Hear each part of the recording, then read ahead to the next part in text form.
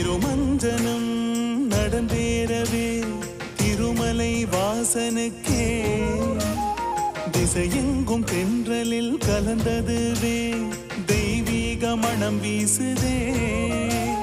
திருமஞ்சனம் நடந்தேறவே திருமலை வாசனுக்கே திசையெங்கும் தென்றலில் கலந்ததுவே தெய்வீக மனம் வீசுதே.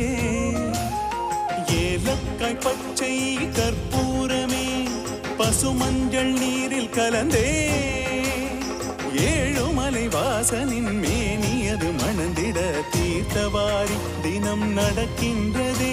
அதை பார்ப்பவர் கண்களும் ரசிக்கின்றதே. ஜென்ம ஜென்மம் செய்த புண்ணிய பலமே